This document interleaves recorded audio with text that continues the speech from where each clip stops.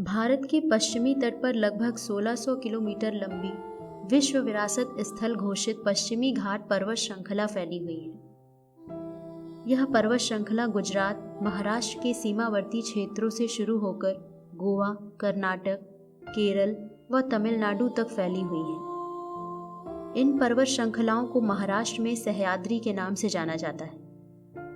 औरंगाबाद, जिसका नाम अब छत्रपति संभाजी नगर कर दिया गया है, में इन्हीं दक्कन ट्रैप की ज्वालामुखी बेसाल्टिक चट्टानों को काटकर विश्व विरासत स्थल घोषित अजंता व एलोरा की अद्भुत गुफाओं का निर्माण किया गया है। अजंता से एलोरा की दूरी लगभग 100 किलोमीटर है। एलोरा की तुलना में अजंता की गुफाएं अधिक प्राचीन हैं। जहां एक ओर अजंता की गुफाएं केवल बौद्धों से संबंधित हैं, वहीं एलोरा की गुफाएं हिंदू, बौद्ध व जैन तीनों से संबंधित हैं। अजंता व एलोरा की गुफाओं का एक प्रमुख अंतर पर्वत की ढलान है। अजंता की गुफाएं सीधी खड़ी ढलान पर हैं, जबकि एलोरा की गुफाएं पर्वत के तिरछे ढलान पर हैं। यह एलोरा में बने प्रांगणों की उपस्थिति से भी प्रतिदर्शित होता है, जो अजंता में नहीं पाए जाते। अजंता की गुफाएं 1 अथवा 2 मंजिला हैं, जबकि एलोरा में कुछ 3 मंजिला गुफाएं भी हैं। अजंता के बारे में और ज़्यादा जानकारी के लिए आप चैनल पर अलग से बने वीडियो को देख सकते हैं। तो आइए अब हम अपने अद्वितीय वास्तुशिल्प के लिए विश्व प्रसिद्ध एलोरा की अद्भुत गुफाओं की यात्रा पर चलते हैं।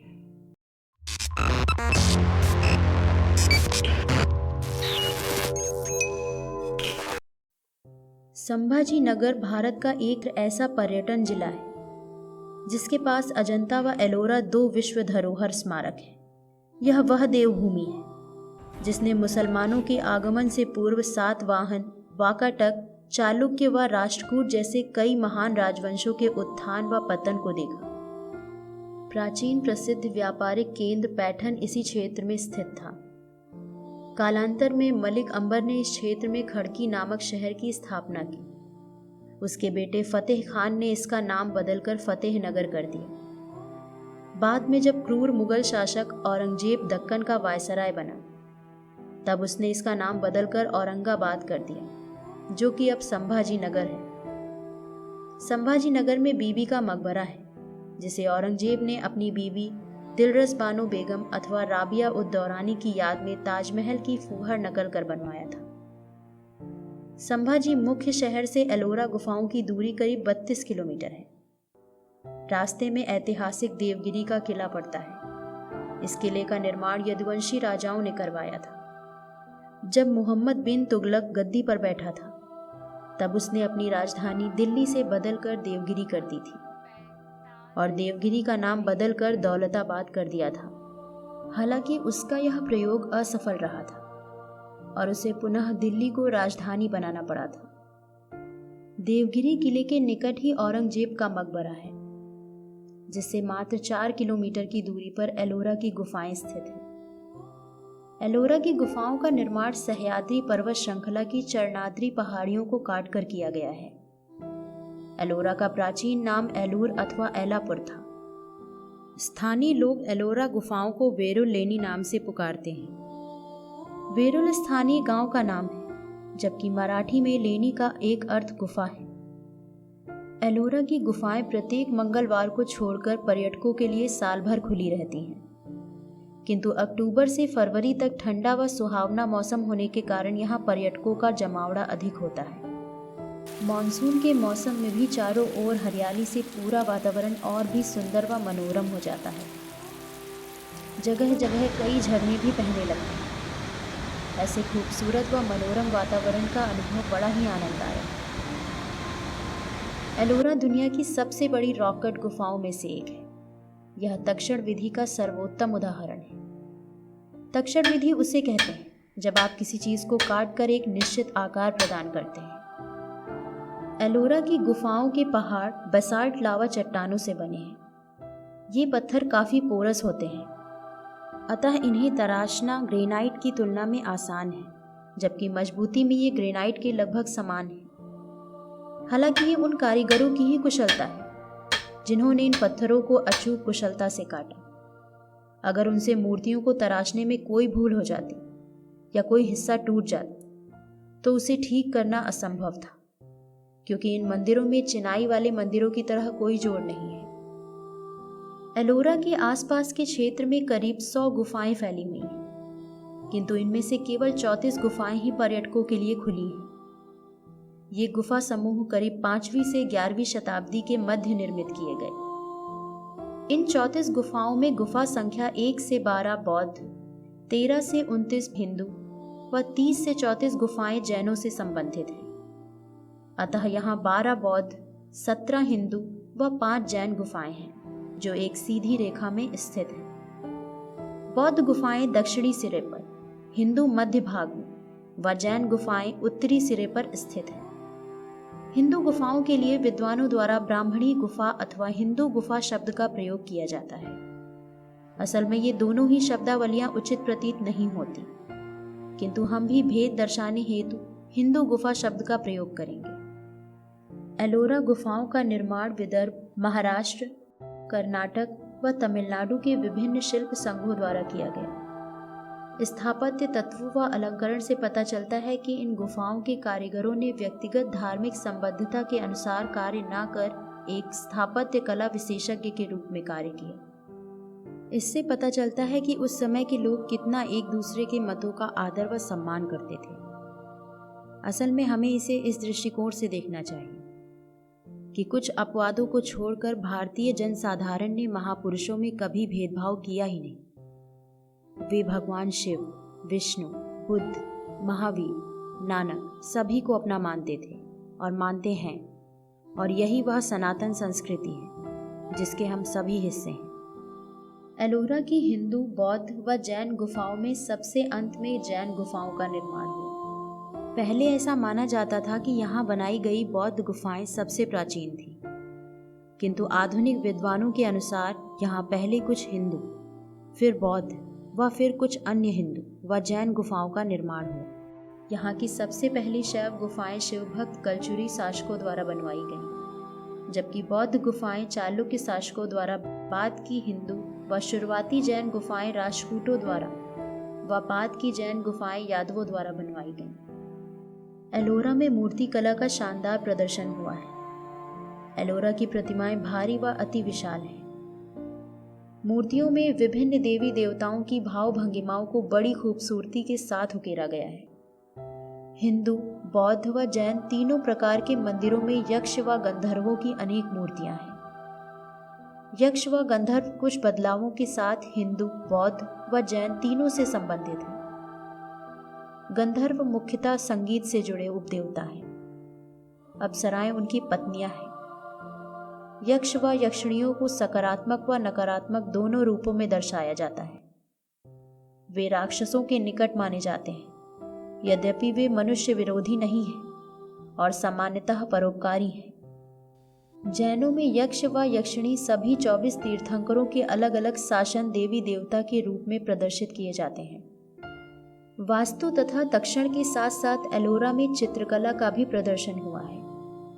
एलोरा मंदिरों की दीवारों पर जो भित्ति चित्र मिले हैं, उनसे पता चलता है कि मंदिरों के निर्माण के बाद उन्हें सुंदर चित्रों से अलंकृत किया जाता था। एलोरा के भित्ति चित्र बौद्ध, जैन व हिंदू तीनों से संबंधित थे, किंतु अब उनके अवशेष ही बचे हैं, जो गुफा संख्या 5, 6, 9, 12, 16 कैलाश मंदिर, 32 इंद्र सभा व गणेश गुफाओं में देखे जा सकते हैं। गुफा संख्या 16 कैलाश मंदिर में चित्रकारों ने उत्कृष्ट चित्रकारी की है, जिस कारण इसे रंगनाथ या रंगमहल भी कहा जाता है। एलोरा चित्रकला पर अजंता का प्रभाव है, किंतु शैली भिन्न प्रकार की है। एलोरा की राष्ट्रकूट चित्रकला में अजंता चित्रकला जैसे भाव व सौंदर्य देखने को नहीं मिलते। हालांकि अधिकांश चित्रों के नष्ट हो जाने व धूमिल पड़ जाने के कारण एलोरा चित्रकला का सही मूल्यांकन संभव नहीं है। आइए अब एक एक करके बौद्ध, हिंदू व जैन गुफाओं को देखते हैं। बौद्ध गुफाओं की संख्या 12 है, जिनमें से ज्यादातर विहार हैं। विहार भिक्षुओं के ठहरने के लिए निवास स्थल होते हैं, जबकि चैत्य प्रार्थना स्थल। इससे पहले हम बौद्ध गुफाओं की मूर्तियों को देखें। हमें बौद्ध दर्शन की कुछ बातों को संक्षेप में समझना जरूरी है। बौद्ध धर्म की 3 शाखाएं हीनयान, महायान व वज्रयान हैं। महायान का नैतिक आदर्श बोधिसत्व की अवधारणा है। बोधिसत्व वह महाप्राणी है जो संबोधि प्राप्ति के मार्ग पर अग्रसर है। उसका सबसे बड़ा गुण महाकरुणा है, जिसके कारण वह व्यक्तिगत निर्वाण में देरी कर सभी के सुख के लिए अपने सुख का परित्याग करता है। वह बुद्ध बनने का अधिकारी है। बुद्ध बनना ही बोधिसत्व के जीवन की पराकाष्ठा है। बौद्ध दर्शन के अनुसार संसार 5 ब्रह्मांडीय तत्वों स्कंधों से मिलकर बना है। ये हैं रूप, वेदना, संज्ञा, संस्कार व विज्ञान। इन्हीं तत्वों को बौद्धों की वज्रयान अथवा तंत्रयान शाखा में मूर्त रूप दे पंच ध्यानी बुद्धों की परिकल्पना की गई है। ये हैं रत्न संभव, अच्छोभय, वैरोचन, अमिताभ व अमोघ सिद्धि। इन पंच बुद्धों को स्वयंभू माना गया है। इनका ना कोई आदि है न अंत। कहीं कहीं इनकी संख्या 6 मानी गई, जिसमें कुछ आदि बुद्ध वज्र सत्व व कुछ आदि बुद्ध वज्रधर को स्वयंभू मानते हैं, जिनसे पंच ध्यानी बुद्धों की उत्पत्ति हुई है। एक अन्य मान्यता में पंच ज्ञानी बुद्धों में से ही एक को आदि बुद्ध माना गया है। प्रत्येक ध्यानी बुद्ध का एक अलग प्रतीक, रंग, मुद्रा, वाहन, आध्यात्मिक संगनी व पुत्र बोधिसत्व है। इनके अलावा विभिन्न मतों के अनुसार और भी बहुत से बोधिसत्व हैं, जिनमें मैत्रेय, मंजुश्री इत्यादि महत्वपूर्ण हैं। एक एक बोधिसत्वों के भी कई कई रूप हैं, जैसे अवलोकितेश्वर के 108 रूप माने जाते हैं। इनके अलावा कुछ अन्य देवियों में भ्रकुटी, चुंदा, महामयूरी, तारा इत्यादि महत्वपूर्ण हैं। बौद्ध मूर्तियों को पहचानने के लिए प्रतीक चिन्ह अति महत्वपूर्ण है। उदाहरण के तौर पर ध्यानी अमिताभ बुद्ध का कुल चिन्ह कमल है, तो उनकी बोधि शक्ति पंडारा व बोधिसत्व अवलोकितेश्वर भी मूर्तियों में कमल के साथ दिखेंगे। उनके मुकुट में अमिताभ की छोटी प्रतिमा भी हो सकती है, जो उनके संबंध को दर्शाती है। इसी तरह अच्छोभय से संबंधित बोधिसत्व वज्रपाणी के हाथ में वज्र रहता है। ये कुछ मुद्राएं व वस्तुएं हैं जो आगे आपको मूर्तियों के हाथों में दिखेंगी।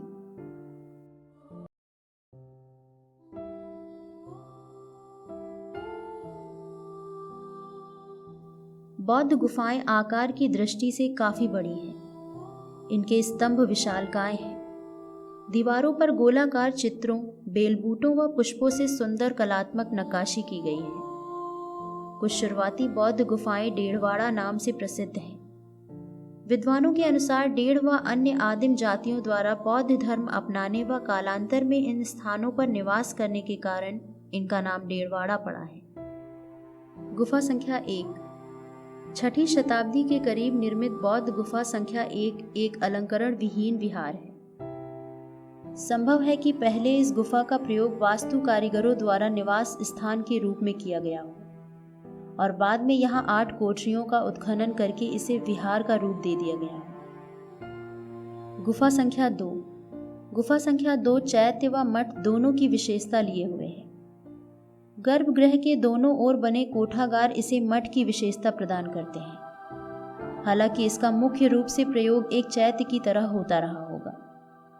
इस गुफा का बड़ा हॉल 12 स्तंभों से आश्रित है। कुछ स्तंभ फूल पत्तों से अलंकृत हैं।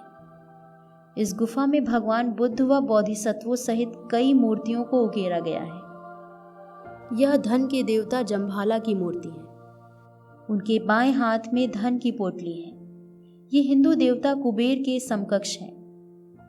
गर्भगृह के द्वार पर बोधिसत्वों की विशाल मूर्तियां बनी हुई हैं। ये पद्मपाणि अवलोकितेश्वर है। यह इनके हाथ में कमल व जटा मुकुट में बने अमिताभ की मूर्ति से स्पष्ट है। गर्भगृह में बुद्ध धर्म चक्र प्रवर्तन मुद्रा में सिंहासन पर विराजमान है। सिंहासन एक आसन है जिसमें शेर की आकृतियां बनी होती हैं। गुफा संख्या 3 गुफा संख्या 3 एक चौकोर कमरा है। दीवारों के चारों ओर 12 ध्यान की कोठरियां हैं। इस दृश्य में बुद्ध नागों द्वारा उठाए गए कमल पर विराजित हैं।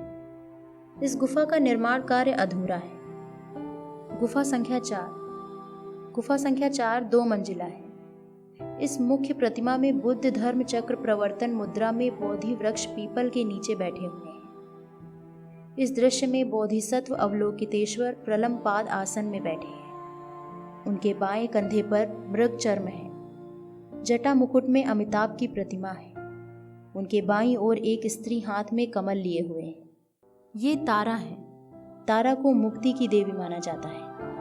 इनके कई रूप हैं, जैसे व्हाइट तारा, रेड तारा, येलो तारा, ब्लू तारा व ग्रीन तारा। व्हाइट तारा को अवलोकितेश्वर की शक्ति माना जाता है। अवलोकितेश्वर के दाईं ओर एक दूसरी स्त्री हाथ में कमंडल व अक्षमाला लिए हुए है। ये भ्रकुटी है। तिब्बती इन्हें ऐसी देवी मानते हैं जिनका चेहरा गुस्से से सिकुड़ गया है। इन्हें देवी तारा का अवतार माना जाता है। कुछ मान्यताओं में ऐसा माना जाता है कि अवलोकितेश्वर के आंसू से इनकी उत्पत्ति हुई थी। देवी तारा व भ्रकुटी के साथ इस रूप में अवलोकितेश्वर रक्तलोकेश्वर के रूप में जाने जाते हैं। ये अवलोकितेश्वर से प्रार्थना का दृश्य है। उनकी मूर्ति पूरी तरह से क्षतिग्रस्त है। ऊपर जंगल की आग व उसके नीचे लुटेरों से रक्षा हेतु प्रार्थना का दृश्य है। अवलोकितेश्वर सहायता हेतु उड़ते हुए दिख रहे हैं। उस काल में जीवन बड़ा कठिन था। यात्राएं बड़ी दुर्गम होती थीं। खतरनाक जंगलों को पार करना था। आग, खूंखार जहरीले जंगली जानवरों, डाकुओं, लुटेरों का भय था। समुद्री तूफानों का भय था। इन सभी खतरों से रक्षा हेतु राहगीर व्यापारी भिक्षु अवलोकितेश्वर से प्रार्थना करते। उन्हें यकीन था कि महादयालु अवलोकितेश्वर उनकी अवश्य रक्षा करेंगे। बौद्ध मान्यताओं के अनुसार अवलोकितेश्वर इस कल्प के बोधिसत्व हैं, जिन्होंने दूसरे के दुखों को हरने हेतु निर्वाण को ठुकरा दिया है। अतः उनका अवलोकितेश्वर को पुकारना लाजमी था। शायद यही कारण है कि अवलोकितेश्वर उस और इस समय के सबसे लोकप्रिय बोधिसत्वों में से एक है। गुफा संख्या 5। बौद्ध गुफाओं में गुफा संख्या 5 अद्वितीय है। यह महारवाड़ा नाम से प्रसिद्ध है, क्योंकि महार जनजाति के लोगों द्वारा इस गुफा का प्रयोग वर्षा ऋतु में ठहरने के लिए किया जाता था। इस गुफा में एक विशाल हॉल है, जिसमें दोनों ओर बेंचों की एक समानांतर जोड़ी है। ये समानांतर चबूतरे सभागृह, भोजन पीठ व अनुष्ठानिक कार्यों हेतु प्रयुक्त होते रहे होंगे। यह गुफा और कन्हेरी गुफाओं में गुफा संख्या 11 मात्र 2 ऐसी गुफाएं हैं जो इस तरह व्यवस्थित की गई हैं। गुफा के स्तंभों पर चित्रण के साक्ष्य हैं। गर्भगृह में गंधर्व आकृतियों से घिरी बुद्ध की विशाल मूर्ति है। उनके दाईं ओर हाथों में चौरी व कमल लिए अवलोकितेश्वर है। बाईं ओर मैत्रेय है, जो उनके हाथ में नाग चंपा के फूल व मुकुट में बने छोटे चैत्य से स्पष्ट है। बिना चैत्य के अवलोकितेश्वर व मैत्रेय की मूर्ति में भेद करना बड़ा मुश्किल है, क्योंकि मूर्तियों में फूल लगभग एक जैसे ही दिखते हैं। मैत्रेय को पहचानने के मुख्य चिन्ह मुकुट में चैत्य व एक कपड़ा उनकी कमर पर दाएं से बाएं बंधा रहता है। हालांकि ये सभी मूर्तियों में ऐसा हो ये जरूरी नहीं है। मैत्रेय के मुकुट में बना चैत्य इस मान्यता का प्रतीक है कि बोध गया के निकट कुटकुटपाड़ा पर्वत पर एक स्तूप है, जहां गौतम बुद्ध के पहले के बुद्ध कश्यप लेटे हुए हैं। जब भविष्य के बुद्ध मैत्रेय अलग अलग मान्यताओं के हिसाब से बुद्ध के महापरिनिर्वाण के 4-5 हजार सालों बाद धरती पर उसी स्थान पर अवतरित होंगे, तब कश्यप उन्हें बुद्ध के वस्त्र भेंट करेंगे। गुफा संख्या 6। 7वीं शताब्दी के करीब निर्मित गुफा संख्या 6 एक मठ है। इस मूर्ति में बीच में खड़ी हुई स्त्री के हाथ में कोई अंडाकार वस्तु है। सिर पर मुकुट है, गले में हार व हाथों में बाजूबंद व चूड़ियां हैं। बगल में मोर बना हुआ है। ये अपने वाहन मोर के साथ महामयूरी हैं। ये गुप्त विद्या की देवी है। महामयूरी पाठ में सांप के काटने व अन्य विकृतियों के इलाज के जादुई मंत्र हैं। इन्हें गॉड मदर ऑफ बुद्धा के नाम से भी जाना जाता है। ये कमल लिए हुए देवी तारा है। गर्भगृह में बुद्ध प्रलंपाद व व्याख्यान मुद्रा में आसीन है।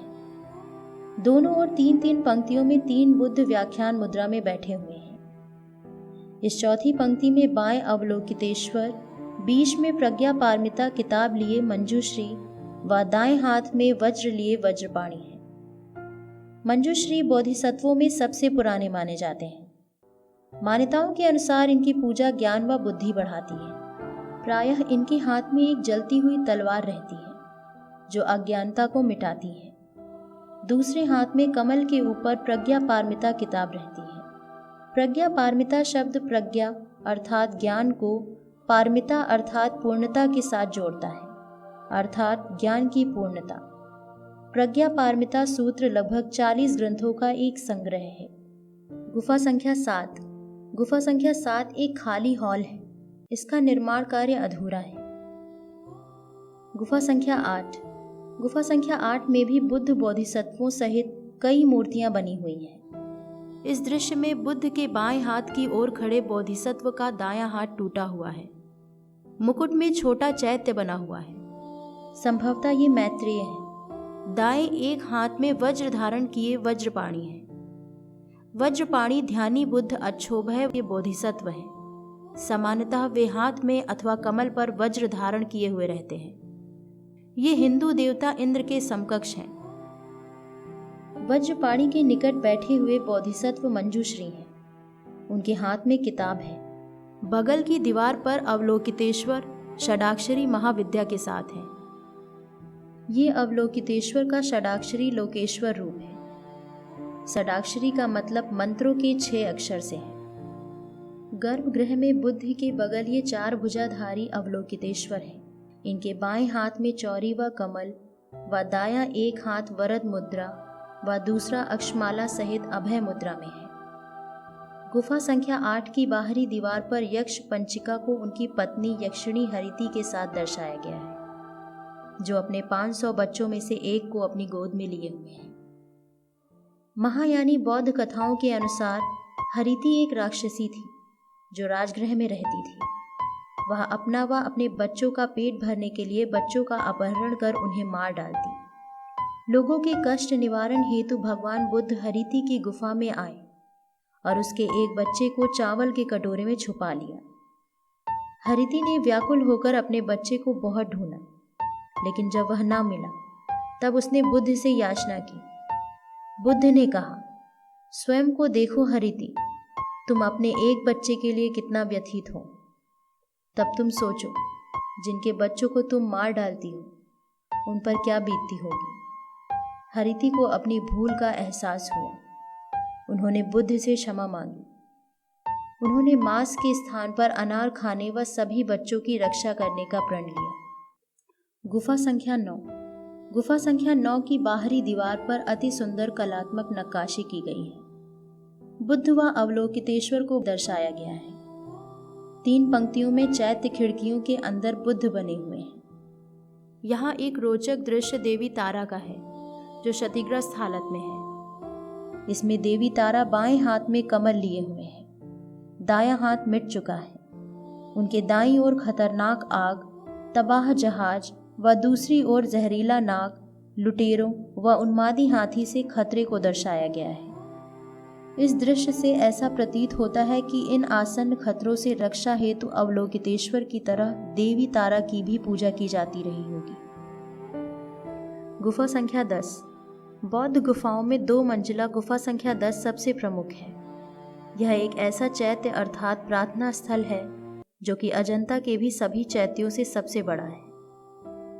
इस गुफा को सुतार झोपड़ी, कारपेंटर्स केव व विश्वकर्मा के नाम से भी जाना जाता है। विश्वकर्मा गुफा की बाहरी दीवार अत्यंत सुंदर गढ़ी गई है। इस गुफा में पत्थरों की बीम्स को इतनी कुशलता से तराशा गया है कि वे लकड़ी की बनी हुई प्रतीत होती हैं, जिस कारण इसे कारपेंटर्स केव कहते हैं। स्थानीय कारपेंटर्स भी यहाँ विश्वकर्मा की पूजा करते हैं, और क्योंकि विश्वकर्मा निर्माण व सृजन के देवता हैं, अतः इस गुफा को विश्वकर्मा नाम स्थानीय लोगों द्वारा दिया गया है।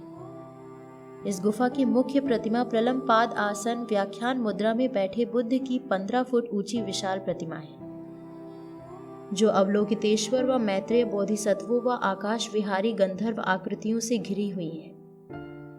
उनके पीछे एक विशाल बोधि वृक्ष खुदा हुआ है। मूर्ति के पीछे स्तूप बना हुआ है। बौद्ध धर्म के दो मुख्य संप्रदाय हीनयान स्तूप की पूजा करते हैं और महायान मूर्ति की। अतः ये चैत्यागृह दोनों का संगम है। इस विशाल चैत्यागृह के ऊंचे ऊंचे स्तंभों में अनेक बौनों की प्रतिमाएं बनी हुई हैं। छतधारी युक्त गज पृष्ठाकार है, जिस कारण आवाज की मधुरमय प्रतिध्वनि होती है।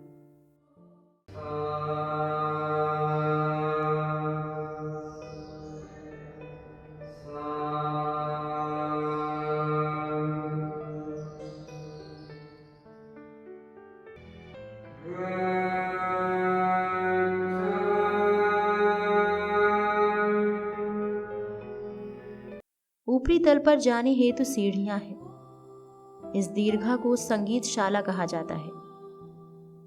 खिड़कियों को बोधि वृक्ष पीपल के पत्ते के आकार में तराशा गया है। संभवतः इस दीर्घा का प्रयोग प्रार्थना हेतु पार्श्व संगीत देने के लिए अथवा महत्वपूर्ण चर्चा इत्यादि हेतु प्रयुक्त किया जाता रहा होगा।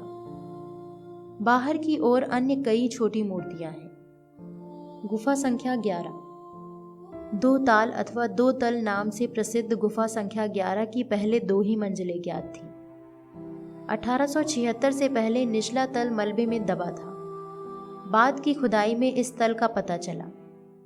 3 मंजिलों के बावजूद आज भी इसका नाम 2 तल है। निचले तल पर बुद्ध सहित दीवारों पर कुछ मूर्तियां बनी हुई हैं। द्वितीय तल के इस दृश्य में बुद्ध पद्मासन में बैठे हैं। उनका एक हाथ भूमि स्पर्श मुद्रा व दूसरा ध्यान मुद्रा में है। बुद्ध के सिंहासन के निकट खड़ी एक आकृति सुजाता है, जो उन्हें एक पात्र में खीर भेंट कर रही है। बुद्ध के दोनों ओर बोधिसत्व मंडल है। बुद्ध के सबसे निकट बाएं हाथ पर वज्रपाणि व दूसरी ओर अवलोकितेश्वर है। दाएं हाथ में तलवार लिए ये बोधिसत्व संभवतः स्थिर चक्र अथवा सुरंगमा है। ये मैत्रेय है। मुकुट में चैत्य बना है। कमल पर किताब लिए ये मंजूश्री हैं। द्वार के पीछे बाईं ओर बैठे ये धन के देवता जम्भाला हैं। उनके एक हाथ में नींबू जांभर जैसा फल है। शायद इसीलिए इनका नाम जम्भाला पड़ा है। नीचे धन की पोटली है, जिससे सिक्के बरस रहे हैं। बगल में जम्भाला का वाहन आदमी हाथ जोड़े बैठा है। सबसे ऊपरी मंजिल पर बुद्ध व दीवारों पर कई छोटी मूर्तियां बनी हुई हैं। गुफा संख्या 12। 8वीं शताब्दी के करीब निर्मित गुफा संख्या 12 3 तल नाम से प्रसिद्ध है। बाहर से विशाल किंतु साधारण दिखने वाली यह गुफा अजंता व एलोरा की किसी भी बुद्धिस्ट एक्सकेवेशन में सबसे बड़ी है। इस गुफा का निर्माण काल लगभग उसी समय का है जब दूसरी ओर दुनिया के आश्चर्य कैलाश मंदिर का निर्माण हो रहा था। इस गुफा के निचले तल पर कई पैनलों में बुद्ध व बोधिसत्वों की मूर्तियां बनी हुई हैं। द्वितीय तल के इस दृश्य में मंजूश्री सिद्धायिका वीर रूप में है। वे 4 देवियों जलिनी प्रभा, चंद्र प्रभा, कासनी व उपाक्षिनी से घिरे हैं। ये रक्त लोकेश्वर रूप में अवलोकितेश्वर है। दोनों ओर तारा व भ्रकुटी हैं। गर्भगृह में बुद्ध, अष्टबोधिसत्व मंडल, सुजाता, तारा व जम्भाला की प्रतिमाएं हैं। ये ज्ञान केतु हैं। इनके हाथ में चिंतामणि रत्न बना एक झंडा होता है। सबसे ऊपरी तल कभी पूरी तरह मूर्तियों से सुसज्जित व चित्रित था, किंतु अब जगह जगह प्लास्टर उखड़ गया है। इस तल पर आमने सामने कई पंक्तियों में बुद्ध की 2-2 बड़ी प्रतिमाएं हैं। इस मूर्ति में सिंहासन के निकट 2 हिरण प्रज्ञा व करुणा के प्रतीक हैं। आधे मनुष्य व आधे चिड़िया किन्नर जोड़े वाद्य यंत्र बजाते दर्शाए गए हैं। हॉल के दोनों ओर ध्यान मुद्रा में बैठे 7 बुद्धों की विशाल मूर्तियां हैं। बाईं ओर के 7 बुद्ध कमल पर ध्यान मुद्रा में बैठे हुए हैं। उनके ऊपर अलग अलग बोधि वृक्ष खुदे हुए हैं। ये 7 मानुषी बुद्ध हैं। बौद्धों की मान्यता है कि प्रत्येक कल्प में एक मानुषी बुद्ध अवतरित होता है। अंतिम 7 मानुषी बुद्धों के नाम विपश्यन, सिखी, विश्वभू, क्रागुचंद, कनक मुनि, कश्यप व शाक्य सिंह हैं। इनमें 7वें व अंतिम बुद्ध शाक्य मुनि गौतम बुद्ध हैं। दाईं ओर के 7 बुद्ध धर्म चक्र मुद्रा में बैठे हुए हैं। इन सभी के सिरों पर छाता है, जिन्हें गंधर्व आकृति पकड़े हैं। ये संभवतः पंच ध्यानी बुद्ध वैरोचन, अच्छोभय, रत्न संभव, अमिताभ, अमोघ सिद्धि व 2 अन्य वज्र सत्व और वज्रधर अथवा वज्रराज हैं। हॉल के दोनों ओर 6-6 संख्या में 12 देवियों की भी मूर्तियां बनी हुई हैं। सभी देवियां सव्य ललितासन मुद्रा में कमल पर विराजित हैं। बाईं ओर की दीवार पर इन देवी का दायां हाथ वरद मुद्रा में है और बाएं हाथ में चिंतामणि है। ये रत्न संभव की शक्ति वज्रधातीश्वरी है। इनकी बगल की प्रतिमा के दोनों हाथ टूटे हैं, अतः उन्हें पहचानना मुश्किल है। इनके बगल में एक 4 भुजाधारी देवी है। इनका एक दायां हाथ वरद मुद्रा में व दूसरे में अक्षमाला है। एक बाएं हाथ में एक पात्र व दूसरे में कमल पर किताब है। ये चुंदा है। ये ध्यानी बुद्ध वैरोचन से संबंधित है। हॉल के दाईं ओर ये तीनों देवियां क्षतिग्रस्त हालत में हैं। ये जांगुली हैं। इनकी कमर बंद से सांप लिपटा है। मुकुट पर भी कोबरा बना है। जांगुली सांपों के जहर से बचाने वाली देवी मानी जाती है। जांगुली के बगल में महामयूरी है व उनके बगल में संभवतः एक हाथ में भुट्टे की बाली लिए वसुधारा है। ये 4 भुजाधारी भ्रकुटी हैं। उनके बगल में अमिताभ की शक्ति पंडारा है। उनके बगल तारा है। गर्भगृह में बुद्ध व बोधिसत्वों की प्रतिमाएं हैं। ऊपर दोनों ओर ध्यानी बुद्ध हैं। ये संभवतः वज्र गर्भ है। इनके बाएं हाथ में 10 भूमिका सूत्र की किताब होती है। दरवाजे के बाईं ओर तारा व दाईं ओर जंभाला है। यह एक मंडल है जिसमें केंद्रीय आकृति बुद्ध की है, जो 8 अलंकृत बोधिसत्वों से घिरे हुए हैं। मंडल बुद्ध व बोधिसत्वों की एक योजनाबद्ध व्यवस्था है, जिनका संबंध पूजा संबंधी रीतियों से है।